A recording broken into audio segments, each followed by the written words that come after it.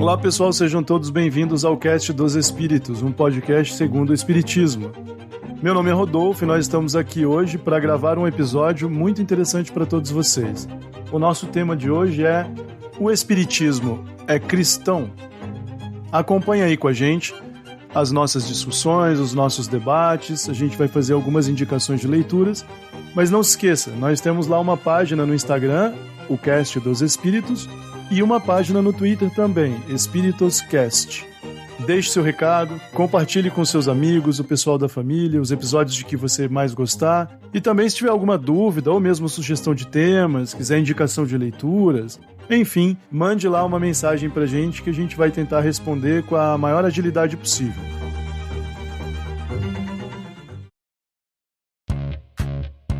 Vamos lá então. Hoje o nosso episódio vai tratar de um tema muito intrigante para a comunidade espírita.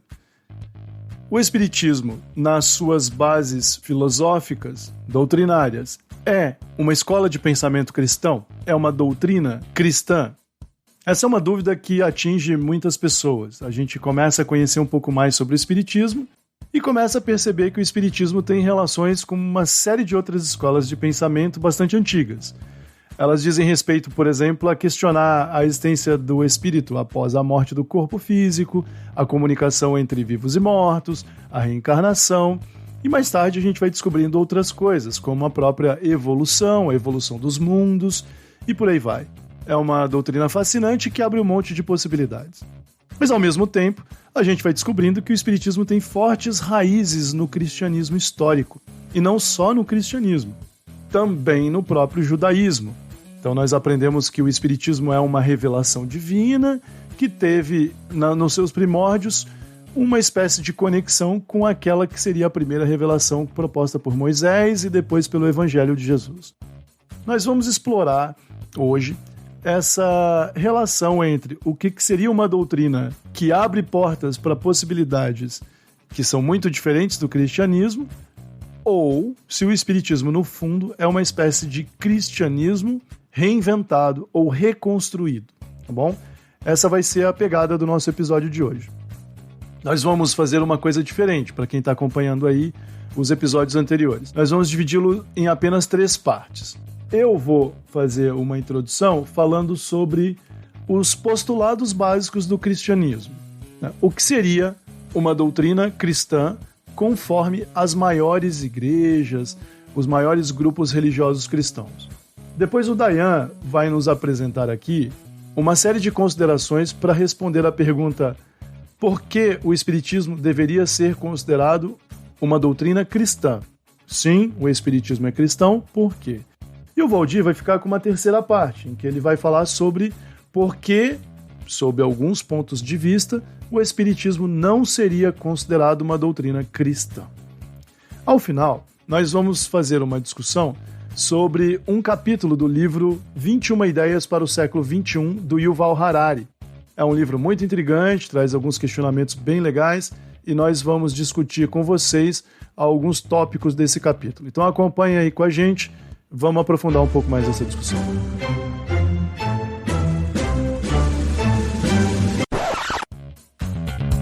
Aqui nessa primeira parte nós vamos apresentar um pouco dos postulados básicos de todas as doutrinas cristãs, pelo menos aqueles que fazem parte da maioria das escolas cristãs.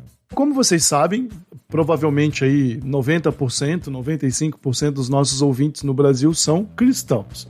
Então aqui a gente não tem muita novidade, né?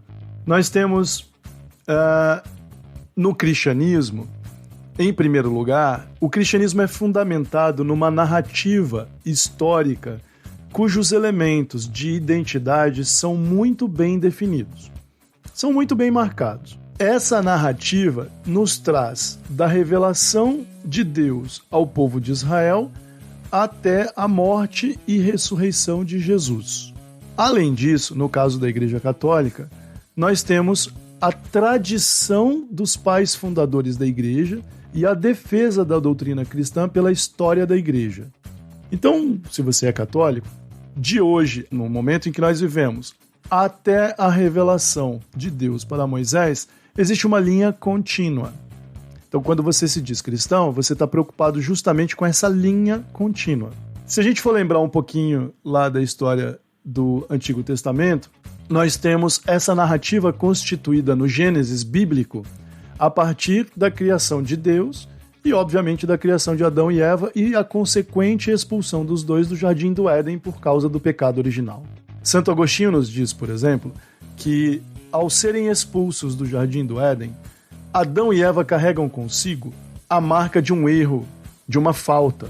E essa falta é transmissível, ela é transmitida geração após geração. É um problema que está na genética da espécie, por assim dizer. E esse problema é justamente o pecado original.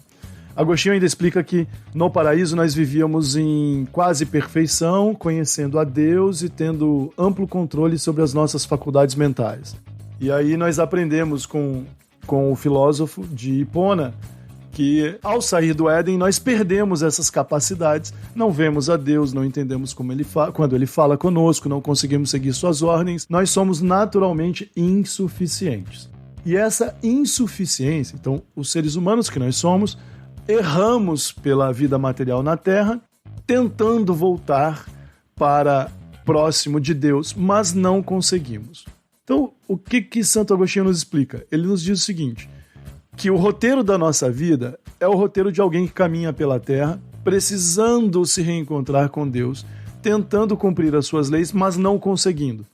E isso está na nossa natureza. Então, como esse roteiro se desenvolve? O povo de Israel tem um acordo específico com Deus. Esse acordo foi feito em vários momentos diferentes. Em Abraão é o primeiro momento, mas em Moisés, um Deus único e verdadeiro se revela. Esse Deus troca de nome. Então esse Deus era chamado de muitos outros nomes, El Shaddai, El Baal, Elohim. E esse Deus então para Moisés se diz Yahvé. E com Moisés um novo acordo, uma nova aliança é feita, e esse povo passa a ser o guardião do conhecimento sobre um Deus único e verdadeiro que pode redimir a humanidade. Você já conhece onde essa história vai terminar. O povo hebreu passa séculos procurando ou esperando que um Salvador venha fechar esse ciclo, o Messias. E quando esse Messias aparece ou se afirma como tal, os judeus não o reconhecem. Esse é o papel de Jesus. Os cristãos, ao reconhecerem em Jesus o papel de um Messias Salvador, restabelecem um pacto com Deus. A morte de Jesus e a sua consequente ressurreição são os elementos que faltam nessa grande narrativa. E é muito importante perceber isso, assim. A morte na cruz e a consequente ressurreição de Jesus são os elementos que terminam de montar o quebra-cabeça para o cristão.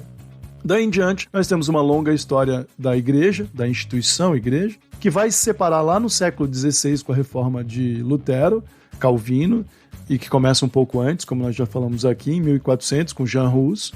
E a partir da reforma protestante, surge esse movimento global de recuperar um cristianismo primitivo a partir da autoridade da palavra sagrada. Só lembrando, os judeus eram conhecidos desde a antiguidade como o povo do livro. E é uma característica muito interessante do judaísmo, né? Esses textos que contam a sua história são muito antigos. Então, os judeus foram expulsos dos territórios onde viviam várias vezes, e a última diáspora demorou demais. E só acabou no fim da Segunda Guerra Mundial, né? Do ano 70, do início da Era Cristã, à Segunda Guerra Mundial. Então, para os protestantes, por exemplo, toda essa história é recuperada por meio da leitura do texto sagrado. E aí, quando a gente tem essa última divisão, nós temos o grande problema do cristianismo que acabou dividindo o cristianismo em várias igrejas diferentes. Como obter a salvação? Como obter a redenção do pecado original? Jesus teria se sacrificado e teria experimentado a ressurreição, retirando do mundo aquela mácula do pecado original lá do Adão e Eva. Mas há muitas divisões sobre esse assunto. Cada um de nós é um ser incapaz, insuficiente, não conseguimos seguir a lei de Deus, e por meio do roteiro das nossas vidas a gente espera o juízo de Deus para obter a salvação. O cristão é alguém, portanto, que segue e lê a Bíblia, que se identifica na palavra de Deus, que coloca o Evangelho acima como chave de interpretação de tudo o que acontece na Bíblia e que espera pela salvação de Deus no juízo final. Então estão aí alguns postulados. Lembrando, um ponto importante aqui, né? A salvação não pode ser garantida. Ela é a graça divina. Então, para os católicos, você precisa das boas obras, precisa trabalhar bastante e etc.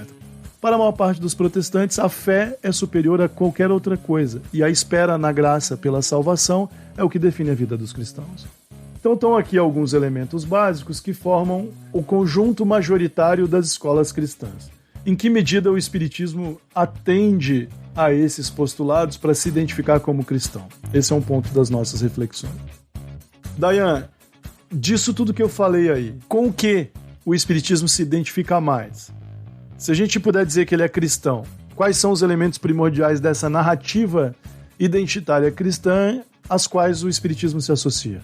Bom, Rodolfo, quando nós falamos que o Espiritismo é cristão, nós vamos encontrar a base para essa afirmação nas obras básicas, obviamente, mas em virtude dos seguintes aspectos. Por exemplo, no cristianismo, Jesus vem trazer o que é denominado de segunda revelação. A primeira revelação teria sido feita por Moisés. Jesus Cristo vem e traz a segunda revelação, e o Espiritismo, conforme os Espíritos nos informam, seria a terceira revelação. Jesus teria prometido um Consolador, que viria depois dele, para, inclusive, clarificar o que ele teria dito. Então, o Espiritismo se põe nesse papel, como esse Consolador prometido, como essa terceira revelação. Mas não é só. No primeiro livro que foi escrito, o primeiro livro das obras básicas, o livro dos Espíritos, em inúmeras respostas que existem ao longo do livro, para aqueles que não conhecem, o livro dos Espíritos ele é um livro de perguntas e respostas.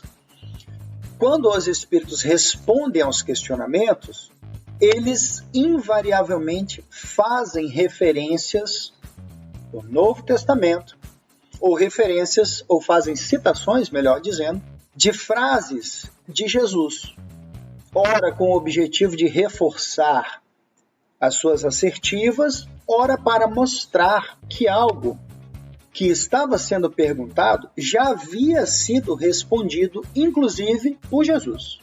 Por exemplo, quando os Espíritos tratam do tema da reencarnação, eles citam aqui Mateus, no capítulo 17, versículos 10 em diante, frases de Jesus a respeito do tema, que ele estaria se referindo quando fala da necessidade de nascer novamente, à reencarnação. Essa referência também ela é encontrada em João, no capítulo 3, de 1 a 6.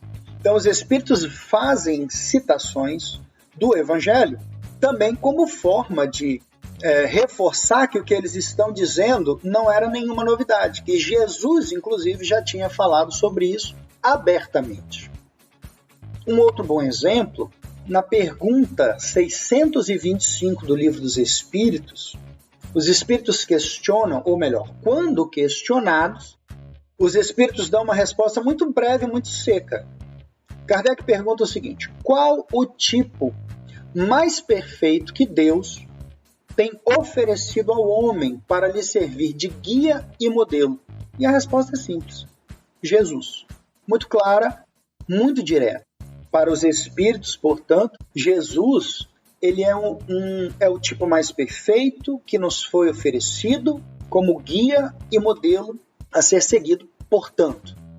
Um outro aspecto é que o Evangelho, segundo o Espiritismo, ele pinça, Valdir, inclusive em outros episódios já falou isso, não é tratado, obviamente, de todo o Novo Testamento, foram pinçadas apenas algumas passagens do Evangelho, mas que tem um cunho moral muito importante e que essas passagens elas foram interpretadas e comentadas pelos espíritos. Portanto, elas têm um valor para nós, para o espiritismo, de lições morais muito grande, além daquilo que Jesus diz. Nas passagens que não fazem, um sentido muito claro, se não tiver um conhecimento histórico do tema, os espíritos vêm fazer um esclarecimento, reforçando, portanto, uma predominância do Evangelho como lei moral. Então, resumindo, nós temos o seguinte: em todos os livros que compõem as obras básicas, no Livro dos Espíritos, no Livro dos Médiuns, no Evangelho, no Céu e Inferno e também na Gênese, nós temos incontáveis citações do Novo Testamento e de lições que foram ministradas por Jesus. Então, diante disso, diante dessa constatação, é fácil concluir que o Espiritismo ele é uma doutrina cristã que se concebe como um conceituário histórico e lógico e também como uma ferramenta indispensável para esclarecer aquilo que muitas vezes Jesus disse sob o véu das parábolas. Então, portanto, o Espiritismo é uma doutrina cristã. Certo, tá, muito bem. A gente já volta a alguns pontos aí sobre os quais o Dayan falou. Vamos ouvir agora o Valdir e aí comparar justamente os elementos que os dois trazem para a gente promover aqui uma discussão sobre cada um deles e o ouvinte poder acompanhar aí, se colocando no lugar de quem tem muitas perguntas para responder. O Valdir vai dizer agora o seguinte: muito bem, o Dayan explicou quais são os elementos da teoria do Espiritismo que nos ensinam que ele é sim uma doutrina cristã. Mas, Valdir, por que outras vias concluiríamos de modo diferente? Porque o Espiritismo, para muita gente, não seria uma doutrina cristã. Rapaz, falar desse tipo de coisa, eu começo a sentir o cheiro da fogueira, a lenha esquentando, eu já ouço o estalar da madeira, porque dá até medo.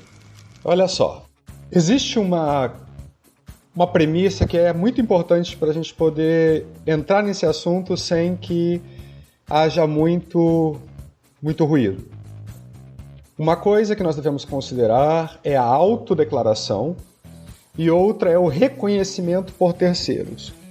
Vamos lá, num exemplo bem básico daquilo que eu quero dizer. É uma metáfora bem simples. Cotas para a universidade. Ninguém chega para o aluno que vai pedir uma cota e diz: você se enquadra ou não nessa cota. Ele se autodeclara. Posteriormente, alguém analisa essa questão, essa declaração, e vê se ela tem algum respaldo com a realidade. Por que eu fiz esse parênteses inicial? Porque, como o Rodolfo estava dizendo lá no começo, o cristianismo, como nós o conhecemos, é uma instituição. A religião é uma instituição.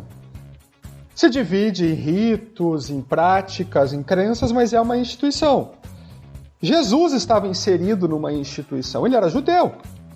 Então, é este grupo de conhecimentos, de práticas, de caracteres identificáveis que eu estou chamando de instituição, geralmente reúne algumas premissas que o Rodolfo já até adiantou, que o Espiritismo tem muita dificuldade para aceitar, isso quando não nega de forma peremptória. O Rodolfo adiantou a salvação, o Messias, a graça, a autoridade de uma palavra bíblica. Para algumas dessas coisas, o Espiritismo é inclusive contrário. Se nós pensarmos que na base geral da estrutura das instituições cristãs há um Deus que salva, há um Messias prometido, Salvador, Filho de Deus, que irá chegar na Terra e resgatar a todos. Há uma vontade divina que seleciona os seus filhos e que condena alguns à danação, à perdição eterna, ou à salvação, ao paraíso. Se nós pensarmos que há uma palavra de Deus inatacável, inquestionável, inverificável e que deve ser seguida por base da fé, tudo isso você não vai encontrar no Espiritismo. O Espiritismo não pressupõe uma salvação, não pressupõe uma graça divina, porque ninguém está perdido, porque ninguém vai se perder, porque ele é evolucionista, então todos um dia chegarão a um certo um certo estágio do aprendizado. Para o Espiritismo, Jesus não é Deus, encarnado não é Messias, não é ungido, não é Salvador, não é especial. Quando Dayan fala que os espíritos respondem como Jesus sendo o principal exemplo a ser seguido, um dia nós seremos o Jesus, talvez, de algum país, de algum planeta, de algum sistema solar, ou o que for assim, que Jesus está na cadeia evolutiva como nós estamos. Se nós olharmos dentro do ponto de vista da instituição religiosa, é muito difícil dizer que o Espiritismo é cristão para os outros, né? Se nós fôssemos fazer lá uma checagem, se nós fôssemos marcar as caixinhas, um outro vai dizer, não, vocês não são cristãos. Mas o Espiritismo, os espíritos e os espíritas se reconhecem e se autodeclaram cristãos. Então, para nós, é necessário compreender essa divisão essencial. Aquilo que nós nos reconhecemos daquilo que os outros nos reconhecem. O que os outros pensam da gente não me parece ser tão relevante para a discussão. E com isso eu espero não ir para a fogueira. A gente sabe, a gente conversava antes, né, fazendo a preparação do episódio. É muito difícil para quem... Por exemplo, se a gente fosse convidado para sentar numa mesa com um jovem teólogo protestante, um jovem teólogo católico, não tem como eles olharem pra gente. Um teólogo protestante e um teólogo católico olham um pro outro, eles enxergam suas diferenças, que não são poucas, né? Mas eles não iam ficar brigando se um dissesse pro outro que são cristãos, eles são cristãos divergentes, e eles conhecem a história do outro, né? Mas é muito difícil olhar para nós e aceitar os argumentos que o Dayan propôs, porque, por exemplo, para a maior parte dessas pessoas, a gente diminui muito a importância de Jesus. Esse é um tópico sobre o qual a gente estava discutindo. Rodolfo, quando você fala em diminuir a imagem de Jesus, não te parece simbólico que nenhuma casa espírita tem um crucifixo pregado na parede? Acho bom, acho importante. Mas, por exemplo, vamos pegar esse tópico aqui. A gente diminui ou não diminui o papel de Jesus? Porque o Dayan falou, Jesus é um modelo de perfeição moral. Pô, isso é o máximo. Mas, para um teólogo tradicional, Jesus é Deus, pô. Ele não é um modelo, ele é Deus. Né? E para a Trindade, ele é Deus e ele participa do mundo. O Espírito Santo interfere no mundo, né? E quando o padre levanta a hóstia e a consagra, você vê, uma das grandes discussões do início do protestantismo. Lutero, ele era a favor, né, de uma visão absolutamente, como é que eu vou chamar? Até materialista, né? Tipo, a consagração da hóstia significa que Deus está presente na missa e a gente come o corpo do Cristo. E Cristo está lá. E aqueles que disseram que isso era apenas uma representação da presença do Cristo, Lutero excomungou. Ele dizia, eles são aristotélicos, eles vêm com esse negócio de filosofia. Isso diminui a importância do sacrifício de Jesus e isso diminui a importância do que nós acreditamos. Nós acreditamos que Jesus está presente aqui na igreja, a gente come o corpo dele e entra em comunhão com ele. Ele estava deixando claro que filosofar era diminuir. Aí vem os espíritas e dizem assim, Jesus era um cara legal, ele era o máximo e a gente tem que segui-lo. Como isso pode significar melhorar a imagem de Jesus perto dos fiéis, né? Então as pessoas têm muita dificuldade de levar isso a sério. Fala, pô, vocês... Essa história de ele é alguém como a gente, tá louco? Ele não é alguém como a gente, ele é Deus, pô. A gente não é Deus, Jesus é Deus. Deixa eu fazer uma provocação pro Dayan aqui. Eu acho que o Espiritismo, isso é uma percepção pessoal, em relação às doutrinas cristãs, tem sim um apreço menor por Jesus do que os demais religiosos. E onde é que eu vejo um indício disso? O Dayan falou sobre a Bíblia e sobre as revelações. Dayan, se você tivesse nascido num país distante, vamos pensar no Butão, e não tivesse contato com o cristianismo, e alguém te entregasse o Evangelho segundo o Espiritismo, você seria capaz de identificar Jesus quando viesse ao Ocidente? Boa pergunta. Eu acho difícil. Pegando só por ali, porque você não tem grandes informações, você só tem algumas citações, seria muito difícil. Se Qual é a história de Jesus? Exatamente. Quem é esse cara? Não tem nada. Então, acho que uma concepção dentro do espiritismo seria, olha, tem um cara aí que é gente como a gente, esse é que é o ponto dentro do espiritismo, é gente como a gente, só que parece que ele chegou no topo. Ele é muito inteligente, ele é uma pessoa extremamente bondosa, ele prega o amor e ele se porta de uma maneira tal que seria um exemplo que nós deveríamos seguir. Mas como não tem uma história, não se conta a história dele, não se conta nada, de fato, se a gente só conhecer Jesus pelo que tem no Espiritismo, ele, apesar de ter essa aura de um espírito perfeito e superior, é um cara que andou com o pé no chão por aqui, que se deu muito bem, né, e mostrou o caminho, mas não teria como reconhecê-lo realmente, a imagem que nós temos para cá.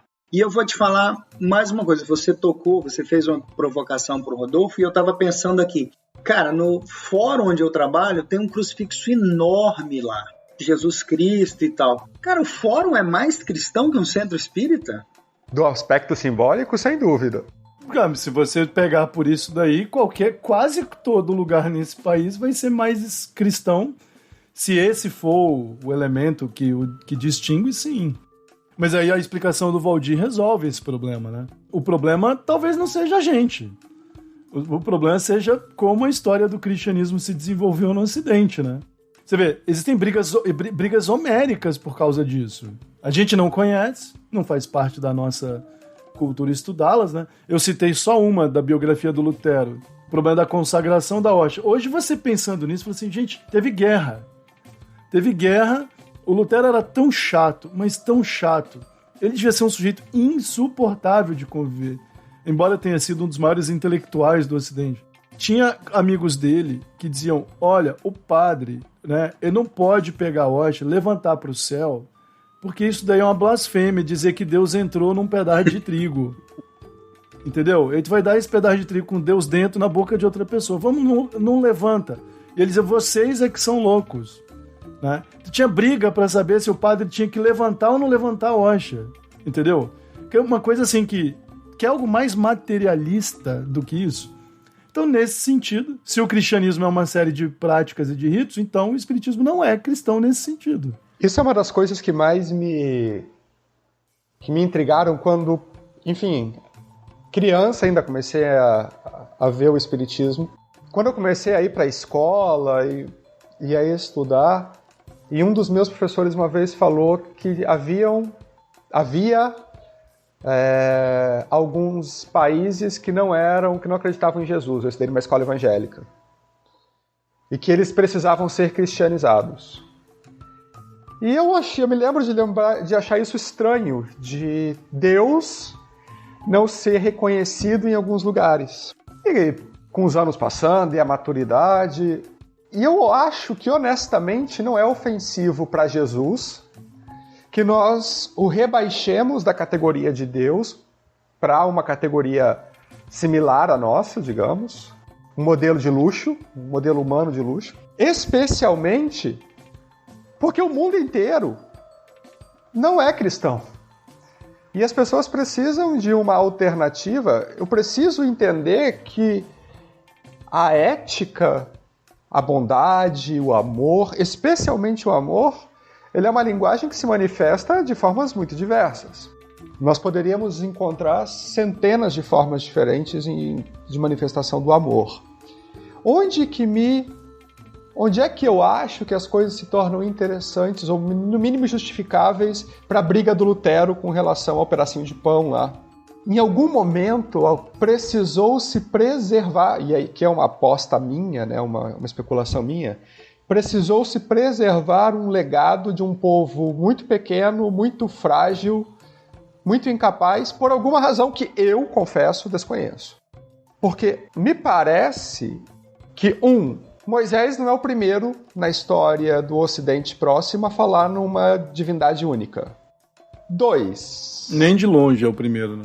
Nem de longe. A ideia do amor ao próximo, da convivência do bem, não é nova e não nasce com Jesus.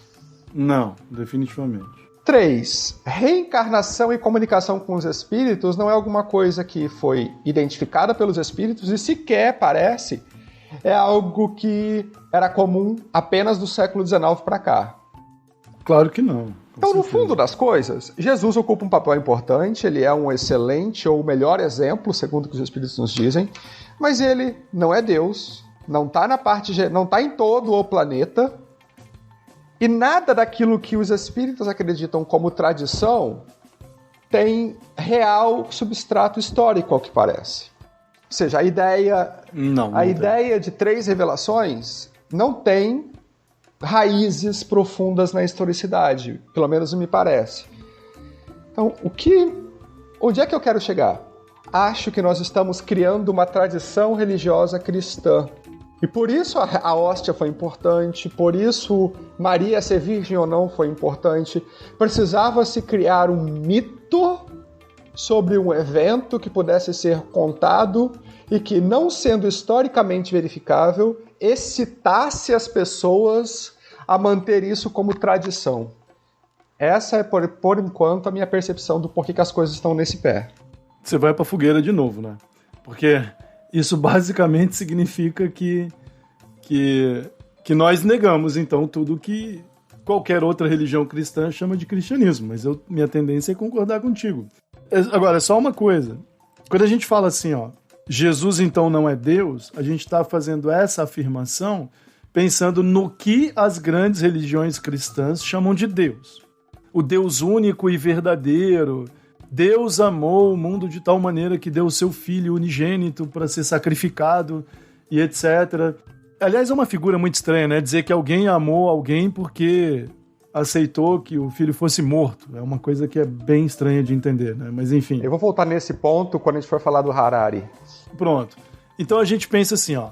Para o espiritismo, no fundo, e aqui eu recomendei lá no Instagram, o ouvinte quer estudar um pouco melhor, leia o livro do Reza Aslam, Deus, uma história humana. Dá uma olhada nesse livro se você não é familiarizado com a literatura teológica, é um livro de história muito bom, de muito fácil acesso, excelente o livro. Se a gente pegar lá a visão do sufismo, que é uma visão pro espiritismo, cada um de nós é um ser imortal que evolui até a plenitude das suas possibilidades. A rigor, então, todos somos deuses, pelo menos nesse sentido. Então, o que o espiritismo quer dizer é que nós somos iguais a Jesus. Então, se ele é Deus, nós também somos. Se ele não é, nós também não somos, mas isso não importa. O que importa é que não é verdade, para o espiritismo, que existem 2 categorias de seres, né? Um homem que era Deus e todos os outros que não o são. Então, isso não existe. Assim como não existem anjos, que foram criados à parte, assim como não existem as deidades gregas, que têm uma criação à parte, etc., né? É aí que o espiritismo se torna muito radical. Para quem o conhece, fica assim, olha, como cristianismo, isso aí não existe. Vocês estão falando de uma coisa que é muito diferente. Deixa eu fazer uma provocação aqui para vocês. Existe uma distância muito grande entre o Jesus histórico e o Jesus dos evangelhos. Isso aí desde sempre. Sim. Mas existe uma distância muito grande entre o Jesus histórico e o Jesus do espiritismo. Como é que vocês veem isso? Eles são conciliáveis? Esse Jesus do espiritismo, ele é concreto, ele é real, ele é possível? Ou a gente continua, vamos dizer assim, emulando valores católicos, né? Trazendo para dentro do espiritismo esse ser místico demais? Você sabe que quando a gente fala... Eu uso com frequência, né, essa palavra. Eu sou contra... A gente fala com gente morta, né? Eu sou contra o misticismo. Assim, como assim? Vocês falam com gente morta, vocês são místicos. Eu não sou místico. Pra mim, como o Valdir deixou claro, Jesus tem CPF, entendeu? Agora, justamente, tendo CPF sendo um cara legal, ele pode aparecer por aqui e falar com a gente. Ele pode, sim, influenciar as pessoas e, muito provavelmente, ele tem um trabalhão danado para influenciar positivamente a humanidade contra aqueles que tentam influenciá-la negativamente. Agora, a gente tem que respeitar o conhecimento científico. A história nos conta uma biografia muito diferente daquela que as tradições religiosas pregavam. A gente tem muito o que conhecer sobre a personalidade histórica desse sujeito incrível que nós admiramos. Então, eu acho que sim, eu acho que existem divergências severas e boa parte da comunidade espírita tende a reproduzir representações que mistificam a personalidade não só de Jesus, né? Mas de Jesus, de Maria, dos outros apóstolos e, claro, depois dos espíritos superiores, né? Dos médiuns mais dedicados. E é uma tendência muito humana, né? De mistificar para trazer para perto o exemplo, né? Eu acho que, infelizmente, sim. O exemplo que eu mais gosto de citar é o de Paulo, né? A gente tem na literatura espírita um grande livro sobre Paulo de Tarso, lá, o Paulo e Estevão. Eu já li esse livro, 15 vezes, né? Mas eu vou te falar, eu não acredito no livro. Eu não acredito que aquele Paulo representado ali tenha existido daquele jeito. Não bate muito, né, com os registros históricos. Não bate. Por exemplo, nós já sabemos que muitas daquelas cartas não foram escritas por ele, não existe nem divergência. A carta aos Hebreus não foi escrita por ele, o Emmanuel diz que foi.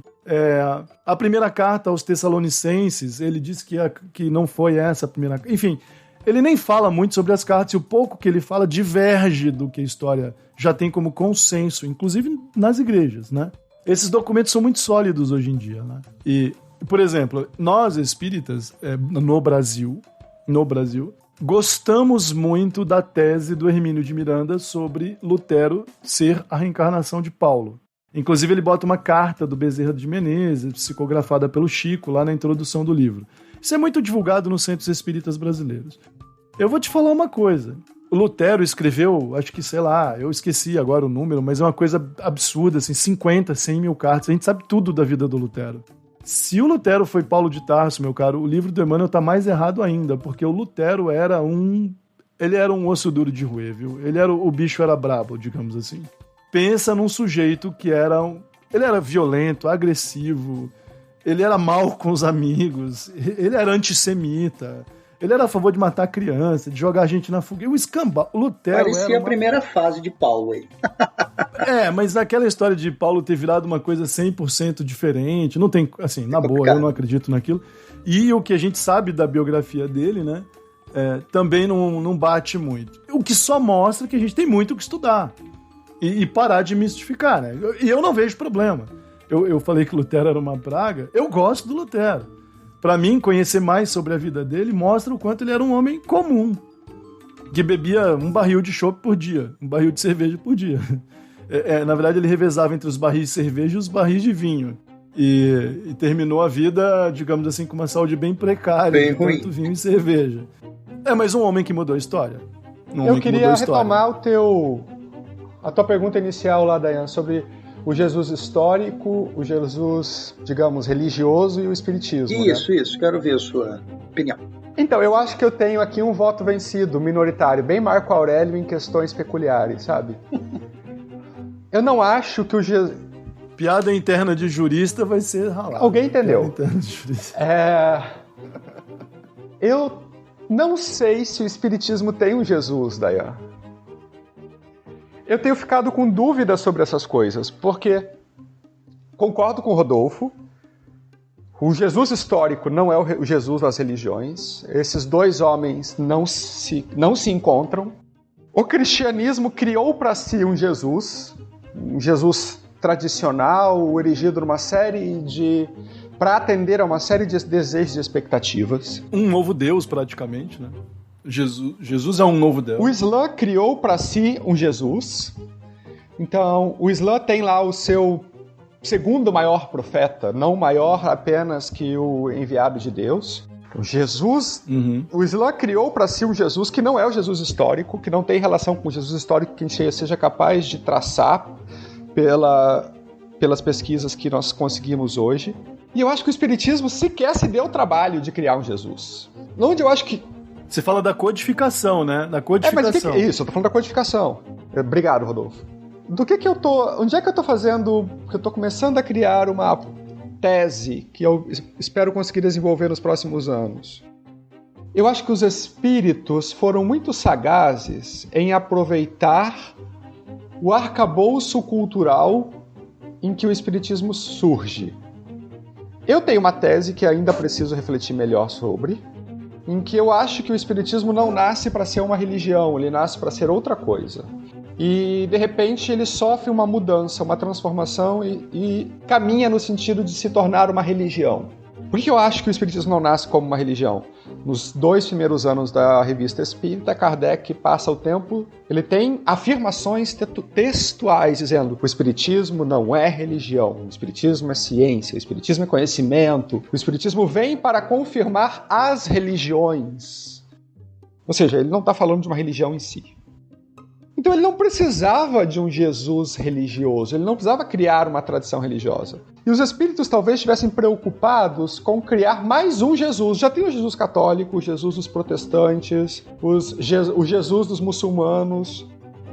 Não me vejo, então, talvez não fosse interessante para os espíritos criarem mais um Jesus. Já bastava dizer, olha, esse aqui não é Deus.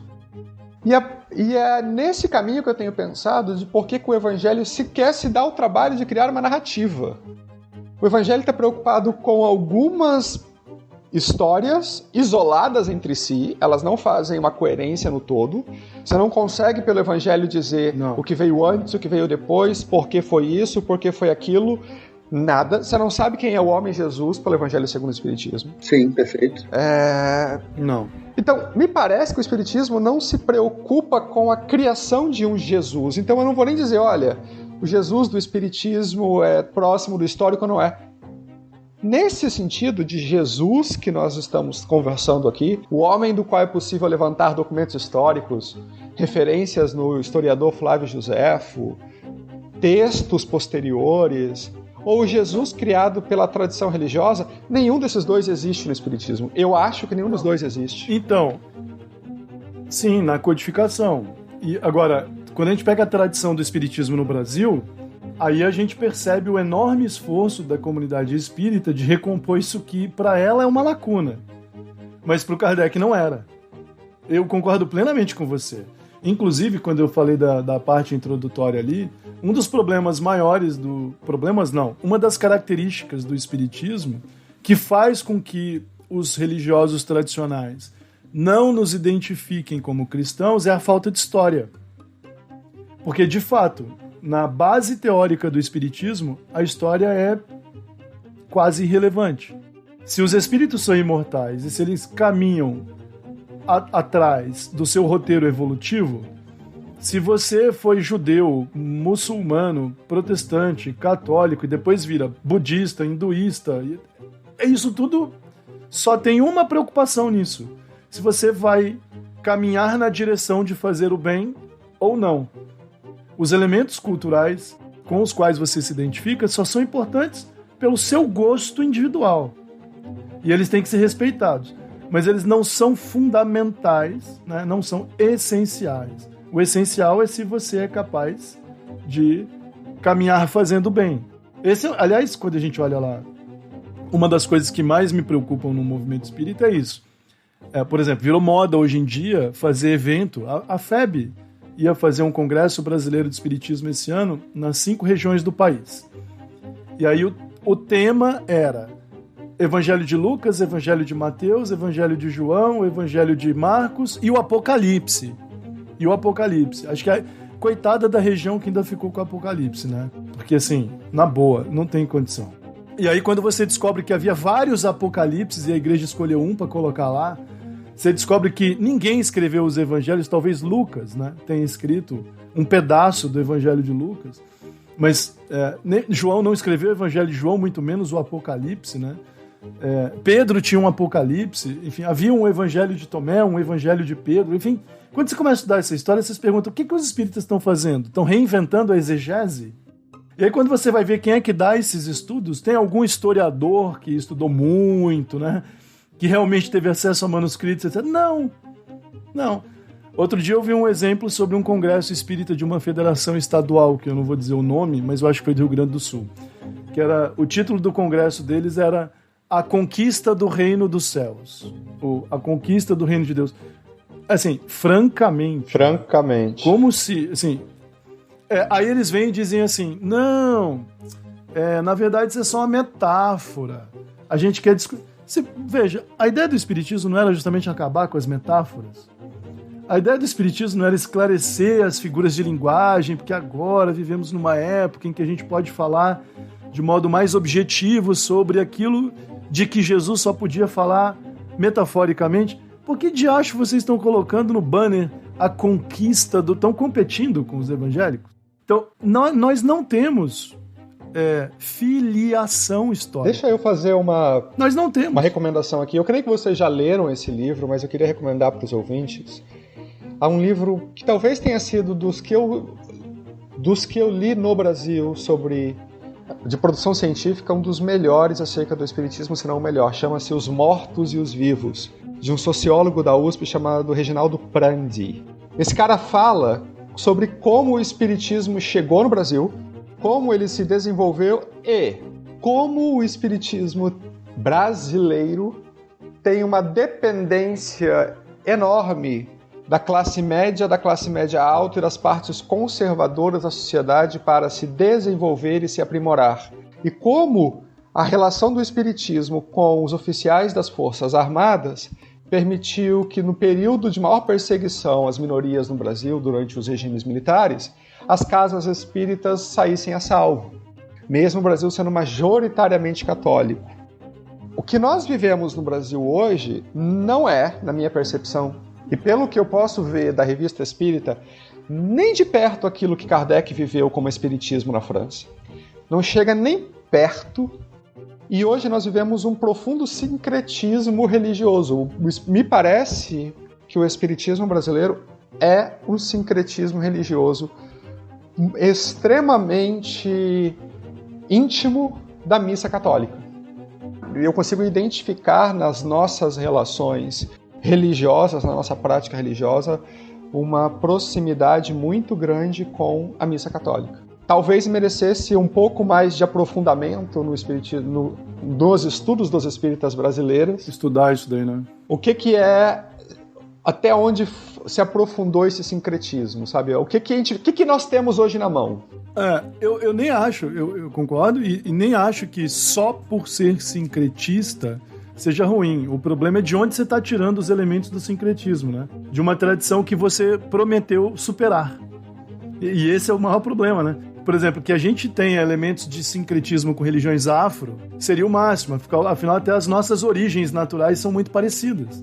Inclusive, a origem desses cultos na Grécia é provavelmente a África e a Ásia Menor. Provavelmente não, com certeza.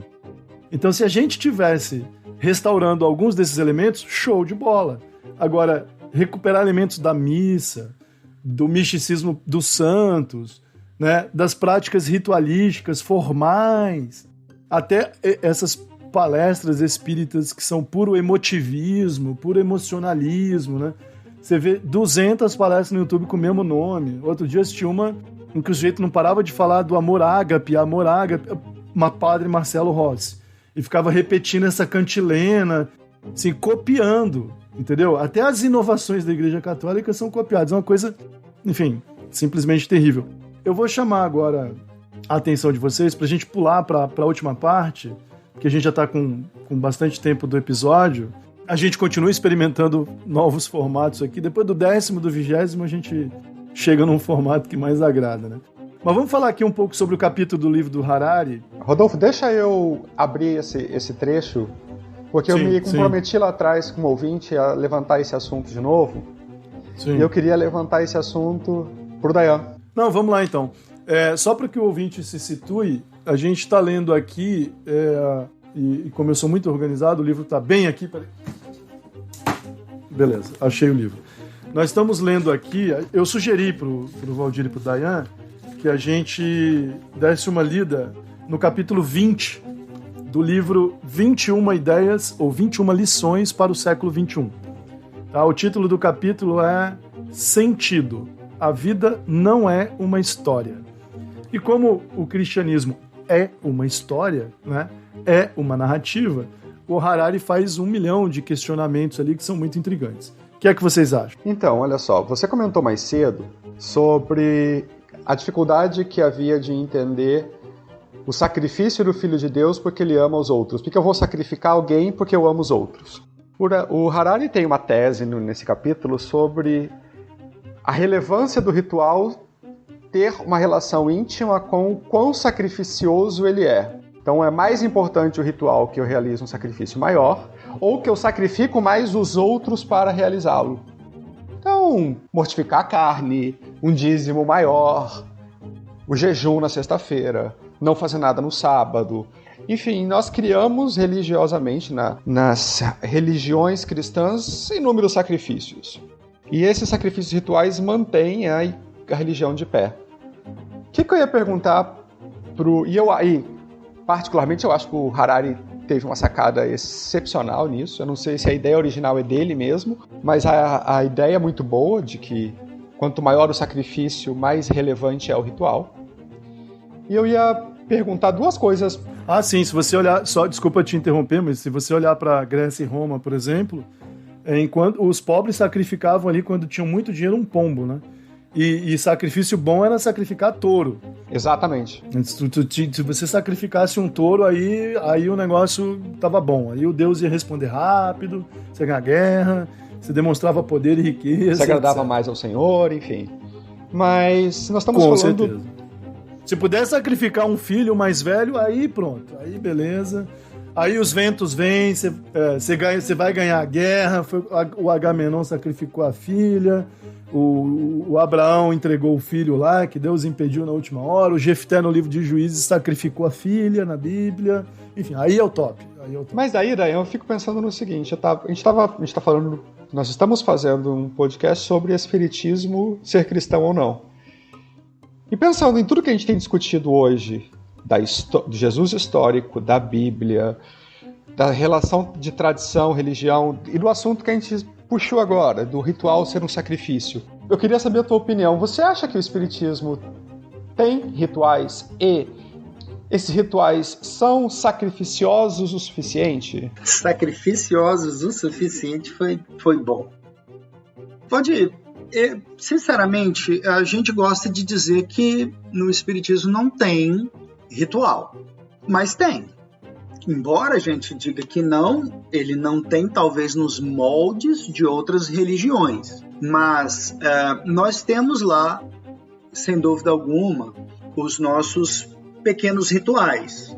E do modo como o Harari coloca, por exemplo, essa importância do ritual, porque ele transforma, né, algo abstrato em concreto, aquilo que é uma ficção em algo real. Eu não consigo pensar em algo assim. Eu acho que os nossos rituais eles seriam fraquinhos, sabe? Eles talvez não dessem essa concretude toda. Não sei se de repente as reuniões mediúnicas, né, onde se fala com os mortos, ou com os espíritos, enfim, se eles chegariam a tanto, porque não há um sacrifício pessoal ali, né? O nosso maior sacrifício é fazer o bem ao próximo, enfim, né? Fazer doações, a caridade e tal. Então acho que nesses termos aí eles são fracos. Deixa eu te perguntar uma coisa. O que tu acha da aguinha depois do passe? Eu nunca gostei muito, não. Eu tomo, mas assim, é isso, é um ritual, é mais um deles, né? Mas assim, ele é bem fraquinho. A aguinha depois do passe não é uma hóstia? Não sei se seria a hóstia. Elas têm significados diferentes, mas ela tem o seu simbolismo, é inegável. Não, mas peraí, mas só uma coisa. A hóstia tem simbolismo demais. Não, sim, claro. A água também. Tudo bem. Tudo bem. Eu concordo plenamente com o fato de que a gente devagarzinho vai criando coisa pra botar no lugar daquilo que falta. Mas a hóstia é tipo muito. Mas olha lá, a Harari fala que a hóstia é um momento mágico em que Hocus Pocus acontece. Em que um pedaço de pão vira o corpo de Cristo. Ouvinte, leia, porque essa é a melhor parte desse muito do Ocus Pocus. Né? Ocus Pocus é demais. É a hora em que o Ocus Pocus acontece. Então, você tem ali a materialização da divindade para você. A gente vai tomar o passe. E aí algumas pessoas têm o ritual da mãozinha no passe. Outros, as pessoas que aplicam o passe, têm os seus rituais do passe. E quando você termina o passe, você tem o elemento material para fechar a coisa toda. Você tem lá a aguinha, você tem lá a hóstia. Eu sei que essa é uma... isso vai me colocar de volta na linha de tiro espírita. Não estou dizendo que está errado, não estou dizendo que não pode fazer, não estou dizendo que não é desejável, não estou dizendo nada. Eu só estou narrando um cenário e dando para ele o nome que eu acho que ele tem. Que, para mim, isso faz parte de uma ritualística religiosa. Tanto que, se nós voltarmos às descrições das reuniões da Sociedade Espírita de Paris e os seus inúmeros pormenores contados pelo Kardec mês a mês na Revista Espírita, você não tem nada disso. A gente conversou um pouco sobre isso, né? A gente vai achar a justificativa, claro. Não tem problema ao longo do tempo, não tem nem como evitar que ao longo do tempo a gente crie soluções que os grupos originais não tenham pensado, nas quais os grupos originais não tenham pensado, até porque talvez eles não passaram pelos problemas, né? Eu comentei com você sobre o fato da gente ter as palestras para um grupo heterogêneo. O Kardec não se reunia com grupos heterogêneos, pessoas de todos os níveis de escolaridade, classes sociais. Quando você pega um salão de 200 pessoas, que nem no Bezerra, aqui em Porto Velho, numa sexta-feira à noite, você tem pessoas de todas as idades, de todas as classes sociais, de todos os níveis de instrução, passando por problemas diferentes na vida que fazem com que elas percebam as coisas de modos diferentes. Então, uma palestra para um grupo de pessoas assim é algo que muito provavelmente o Kardec nunca enfrentou. Agora, a gente tem que abrir o olho porque a gente vai criando regrinhas, procedimentos. 30 anos depois, 40 anos depois, virou um dogma. Vou dar um exemplo aqui para o ouvinte. A FEB tem discussões homéricas e antigas sobre o número de manifestações simultâneas numa reunião mediúnica. E eles tentam estabelecer critérios que, com todo respeito, não fazem nenhum sentido natural. Para fins de organização do trabalho, fazer recomendações do tipo: olha, seria legal não virar uma bagunça. Seria interessante fazer as coisas de um modo que o dirigente não perca o controle. Isso é uma coisa. A outra coisa é, em todos os casos, apenas 2 manifestações ao mesmo tempo, porque a natureza dos fluidos... Não tem natureza de fluidos coisa nenhuma. Isso é invenção de vocês. Kardec narra reuniões mediúnicas na Sociedade Espírita de Paris, em que 3 espíritos se manifestam ao mesmo tempo. Pronto, só para dar um exemplo. Dayan, mas e as tuas considerações aí sobre o Harari? Vamos lá.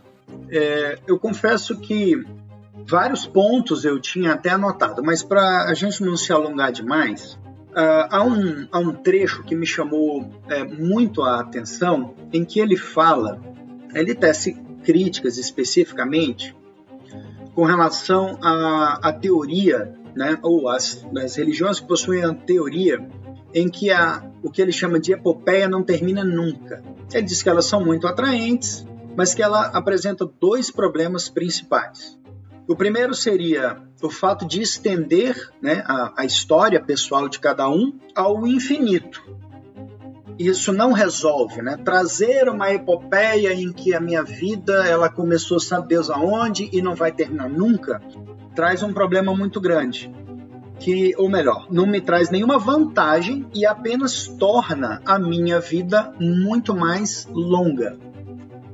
E a segunda é que o fato de eu ter existido muitas vezes, não existe a menor prova de que isso seja verdadeiro. E aí ele cita, obviamente, o budismo e o hinduísmo como sendo religiões que têm essa narrativa que ela é linear, não é circular, e que envolveria uma vida eterna.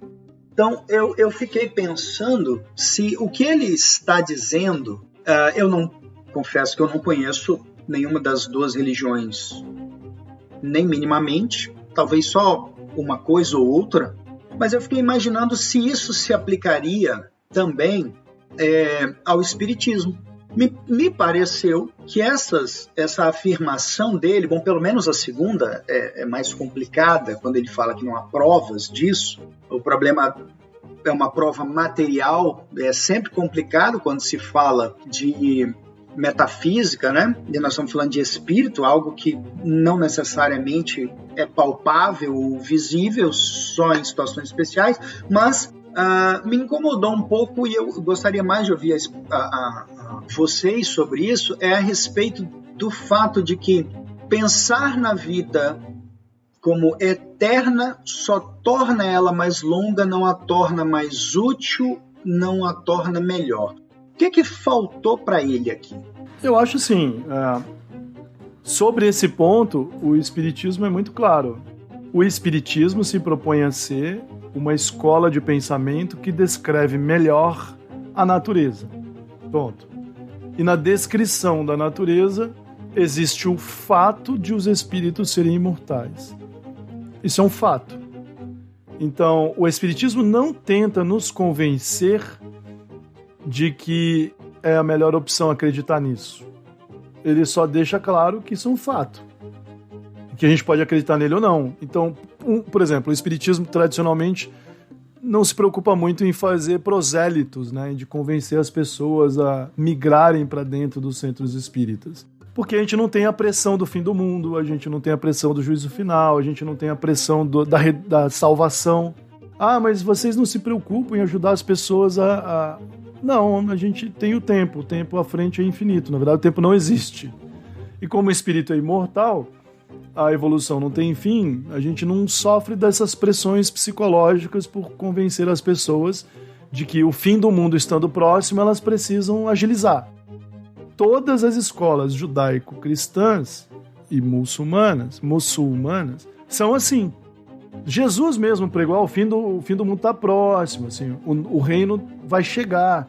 Eu vim anunciar. Tanto que os primeiros cristãos acreditavam que isso ia acontecer dali a 5, 10, 20 anos. Né?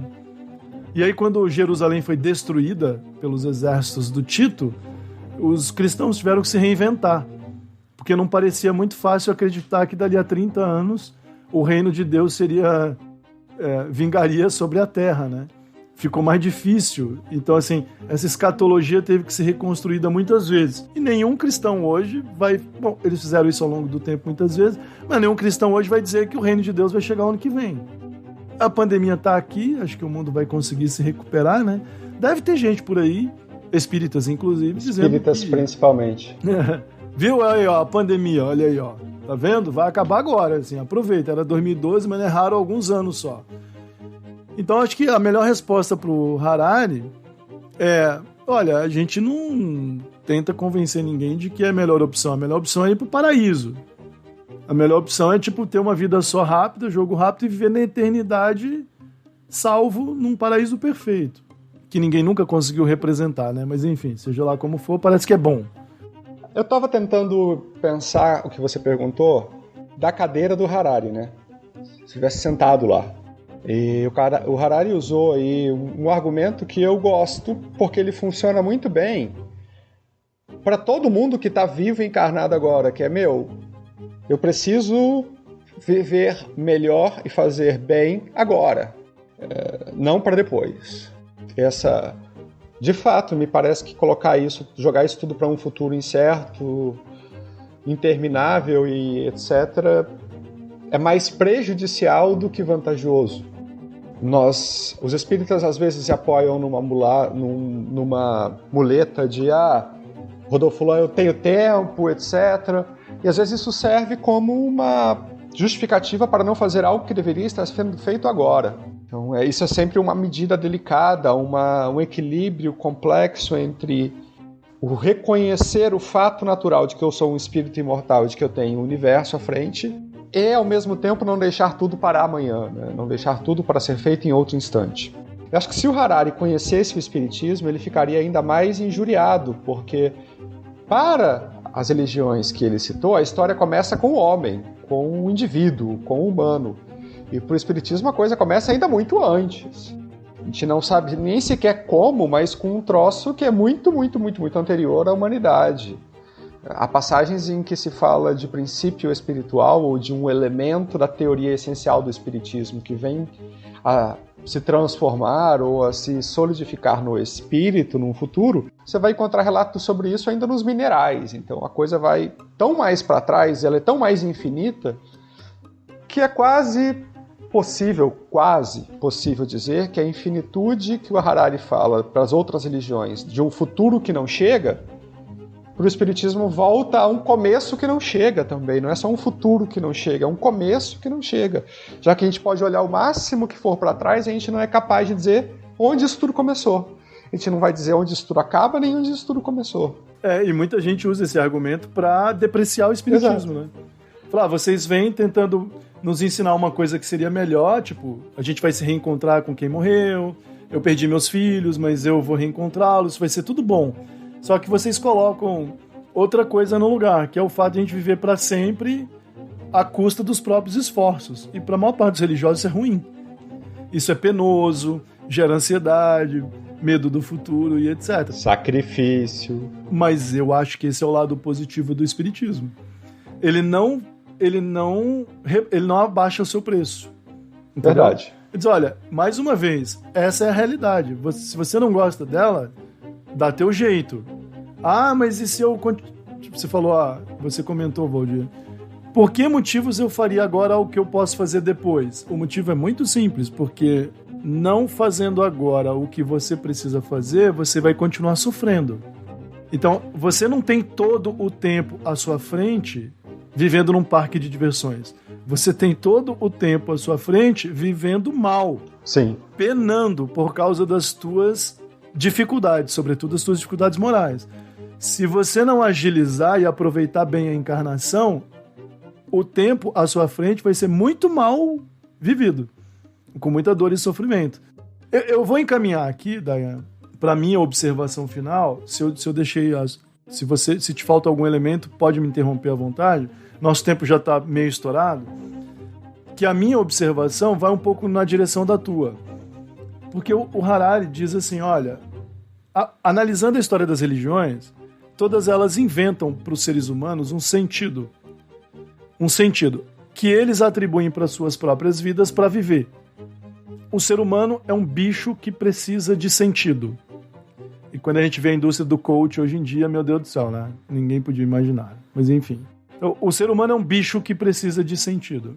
E as religiões oferecem para os seres humanos um sentido. Nenhum deles é verdadeiro, porque são invenções históricas. Mas o Harari bota muita força nesse argumento, como se ele pudesse dizer, por exemplo, que a ciência, ou a filosofia, ou os estudos históricos não fazem isso. Como se, inclusive, os argumentos dele não fossem também uma narrativa. Tudo o que nós fazemos é uma narrativa. Tudo o que nós fazemos atribui um sentido para a nossa vida, para a da comunidade ou para o mundo. É inevitável. A parte em que eu mais concordo com ele é vamos reconhecer a historicidade de tudo o que fazemos e parar de fazer guerra em nome de um Deus verdadeiro que é o meu e que escolheu o meu povo da esquina para dominar os outros. Isso nós concordamos plenamente. Nosso Deus não é mais verdadeiro que o Deus de todo mundo. E embora a nossa descrição da realidade se presuma verdadeira, mas nós não estamos aqui para impor isso a ninguém e precisamos dar muito para entender melhor como isso tudo funciona. A parte em que eu concordo com ele é a seguinte: eu acho que o Espiritismo, Valdir, nos dá sim a possibilidade de entender que se a evolução não tem fim, o único sentido que a vida tem é aquele que eu sou capaz de atribuir à minha própria existência. E nós podemos gastar melhor o nosso tempo construindo sentidos que nos tragam paz, alegria e felicidade, individual e coletivamente falando. Isso pode não significar que a gente está cumprindo o plano divino, que é um dentre muitos. Mas essa atividade histórica de construir uma vida melhor para nós mesmos e para a nossa coletividade, para mim é divina. Então, eu acho que o Espiritismo nos permite, eliminando aquele velho misticismo metafísico, existem mundos superiores onde a gente vai morar se fizer a vontade de Deus. A gente tem que tirar isso da mente. Esquecer o paraíso. Enterrar o paraíso, pôr fogo no paraíso. Tipo, de vez. Esquecer essa história de vou viver aqui alguns anos em sacrifício e depois vou ganhar uma passagem para um mundo superior. Isso é um erro metafísico cruel. O que a gente tem que fazer é o seguinte, beleza. Se somos imortais, a morte não me assusta. E esse sentimento a gente tem que recuperar. Esse sentimento que era dos vikings, que era dos gregos, que era que é dos povos nativos da América. A morte é natural, ela não nos assusta. Nós vamos continuar lutando para preservar a comunidade e o seu sentido que nós atribuímos. Entendeu? A única diferença é essa. E trabalhar mais como construtores da nossa própria história. Em vez de ficar falando de um Deus X ou de um Deus Y, que é o meu contra o Deus do outro, construir uma comunidade mais benevolente, solidária, justa, e acho que isso significa ser cristão. Trabalhar dentro da história pela justiça e pela bondade. Eu acho que essa é a única opção que a gente tem. Bom, eu queria só encerrar aqui, de minha parte, dizendo que eu não acho necessário que a gente venha a discutir com as outras religiões se o Espiritismo é cristão ou não é cristão. Esse é um problema extremamente pequeno. O Espiritismo em si não deveria estar, os espíritas não deveriam estar preocupados com o que os outros pensam sobre eles. E acho que, inclusive, diante daquilo que a gente conversou hoje, de que o Espiritismo não parece preocupado em criar uma narrativa para Jesus, ou uma tradição, ou um ritual, ou o que for para Jesus, que a escolha dos espíritos foi bastante sábia, de que nós precisamos seguir a lei de amor naquilo que nós somos capazes de fazer nesse instante. Então, talvez, mais do que cristão, os espíritas deveriam se focar e se preocupar em dizer que estão no exercício constante de aprender a realizar os atos amorosos necessários para a sua evolução. Isso é mais importante para mim, me parece muito mais importante do que bater no peito dizendo eu sou cristão. Excelente, episódio bastante substancioso, mais conversa, mais debate, acho que a gente vai continuar seguindo nessa direção, né? Então vamos dar uma olhada lá mais uma vez para terminar, deem uma olhada lá na nossa página no Instagram, o Luiz está aqui fazendo compromisso com a gente agora na frente da câmera, dizendo que vai alimentar melhor a página, vai botar lá mais posts e interagir melhor com vocês. Muito obrigado, a página do Instagram é o Cast dos Espíritos e do Twitter é EspíritosCast, tá bom? Valeu pela paciência. Só lembrando aquele conselho, manda aí pra lista da galera, da família, ensina o pessoal a acessar o podcast. A gente tá no Spotify, no Deezer e no iTunes, certo? Muito obrigado pela presença de todos vocês, por terem nos acompanhado até aqui e até o próximo episódio.